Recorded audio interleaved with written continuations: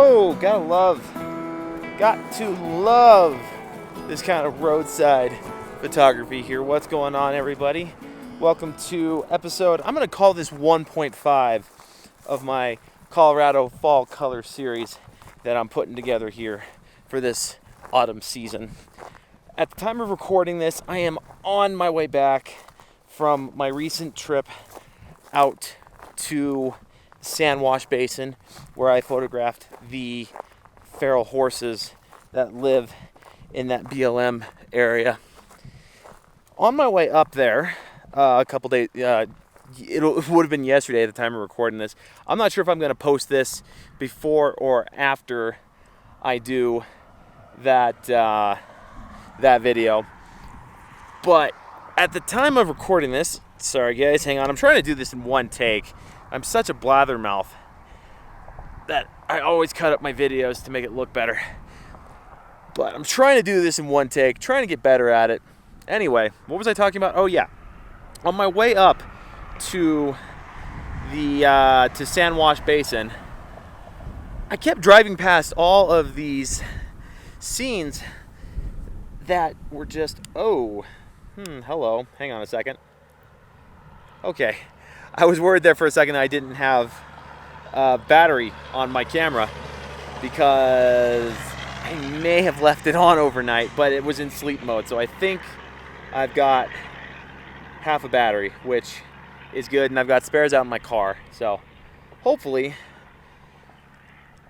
we will have enough battery to get this shot in.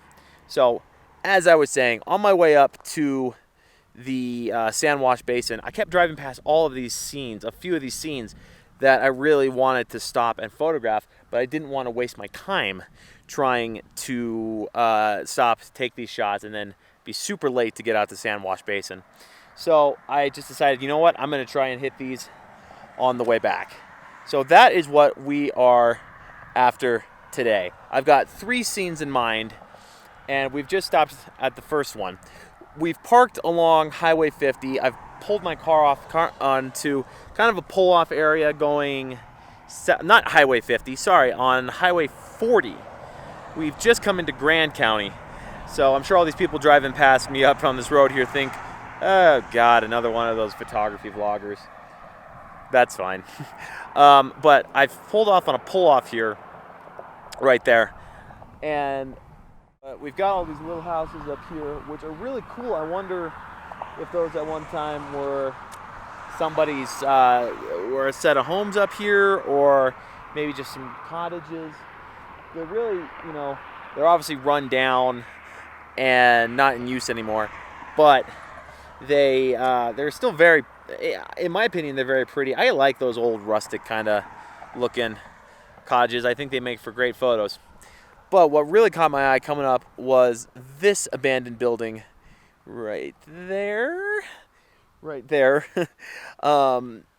Because it's got this grove of aspen trees that are kind of in the, I'd say, some of them are in the early transition fall color, some are in full color, and some of them are getting kind of that late orange color on them. Aspens change so fast.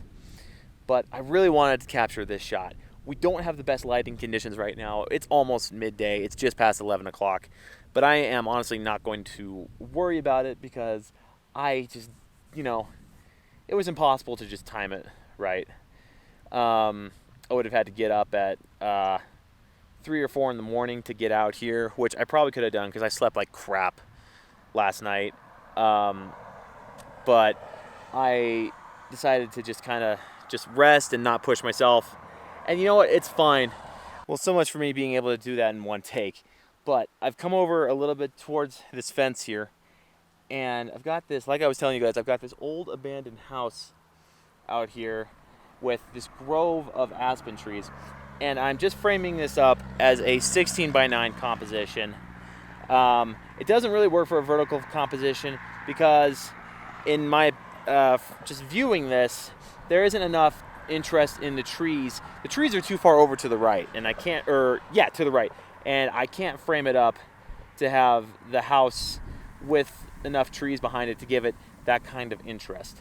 So I've gone for a 16:9 crop. I'm shooting a bracketed exposure because I've just got a just wild dynamic range to deal with today since we're kind of shooting near the midday.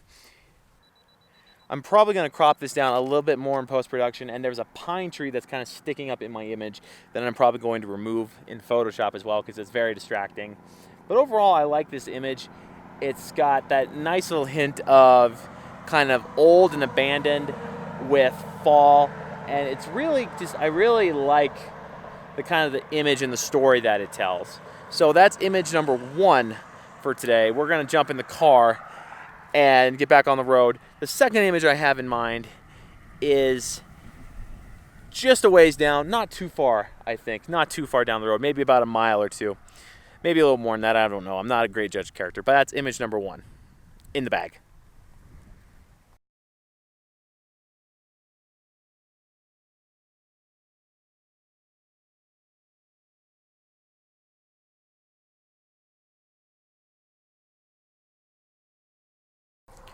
All right, so we've pulled up to image number 2.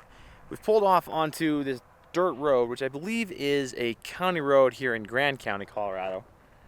And this is image number 2. We've got an old abandoned, I don't know if it's a barn or shed or something out there, but it's sitting up on this hill, and we've got a series of aspen groves out in the distance, out over yonder right there. I know it's hard to see on this wide angle lens. This one has been a little bit trickier to frame up than I intended. I tried moving the I tried having not the camera, the barn, shed, whatever it is.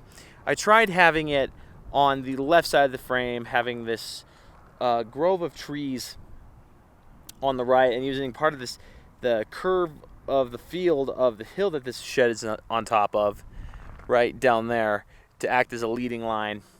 It didn't feel right though because of this fence line out here that is, honestly, it's pulling the eye to the left side of the image and it's distracting. So what I've done instead is I've kind of embraced that fence line and I've moved my composition, and I've got the barn on the right hand side of the image, and I've still got some aspen groves in the background here. I've got some distracting blue sky in the top left-hand corner, so I'm not really sure how I feel about this image. It's going to take a little bit of some editing to make this image look okay. Right now, I have it framed as a 16 by 9, but that could change. It's an internal crop in the camera, which is non-destructive, which means I can change it in post, get rid of it, whatever. So I'm not sure if this is going to stay a 16 by 9. I may change this to a 4:5. There's a distinct possibility that 4:5 might work for this image better than a 16 by 9. So I am just kind of reshooting this image really quickly, changing my internal crop to a 4:3, which is close to a 4:5, but it just helps me with the framing a little bit. So when I go back into post and I change it to a 4:5, it gives me a little bit more guideline to work with. I may leave this as a 4:3. I don't know. Maybe I'll like it as a 4:3. I'm just not sure. So I'm not quite as happy with this image as I was with the first image, mostly because it's not quite working out the way I had it envisioned in my head when I tried making it work with my cell phone just to frame the image up. Again, give me an idea of how to frame it up with the camera. I wasn't quite sure. So it's okay, but we don't have a lot going on in this scene either, which is because I'm shooting towards the direction of the sun. So that's image number 2. It's okay. We're gonna move on down the road here.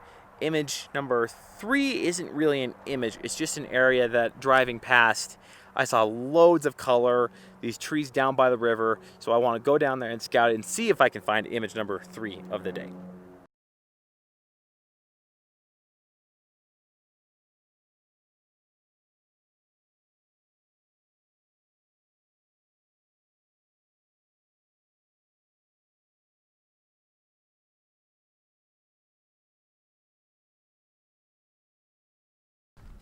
So it turns out that image number 3 is actually going to be this mountainside right here. As I was putting my camera away in the car, I just kind of looked back and I really love the way it's very simplistic. It kind of reminds me, obviously we don't have very good lighting out here. Again, we're kind of shooting in the middle of the day, but we have just this lovely set of just pine trees with some aspens in them, then an aspen grove on the turn to show you guys. An aspen grove up in kind of the middle of the frame. Then we've got the peak right there, and it kind of reminds me, I don't know why it does, but it sort of reminds me of something maybe that Bob Ross would paint. It just jumped out at me. I love it when those surprise images pop up. So that might be my favorite image that we've captured so far today. And lighting wise, it's actually very simple. I don't have a lot of harsh shadow going on right now. I don't have a lot of interesting lighting going on right now, obviously because it's the middle of the day, but it's still just kind of a fun image. I just quickly handheld f8. I don't remember what my shutter speed was. ISO 100. Handheld, grab the shot with my camera. So I think that is probably, we'll see what I get in this area that I want to go down and scout, but right now, this is my favorite image.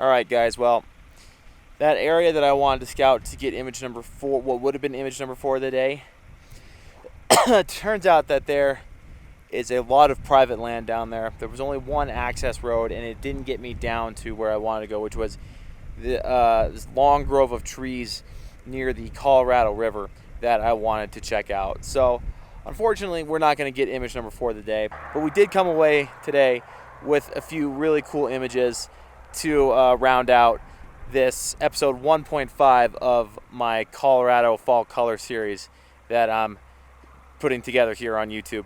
So with that, I'm going to put the images on the screen again for you guys to enjoy, and make sure you stay tuned. I'm going to be working on that video from Sandwash Basin, trying to get that put together for you guys next, and hopefully I'll have another video from this Fall Color series coming out fairly soon.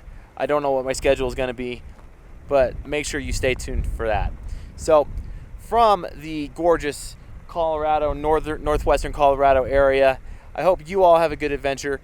If you haven't already, make sure you're subscribed, make sure you're set up to be notified when I post new videos. And until next time, guys, I hope you all have a good adventure, and I will see you out on the trail.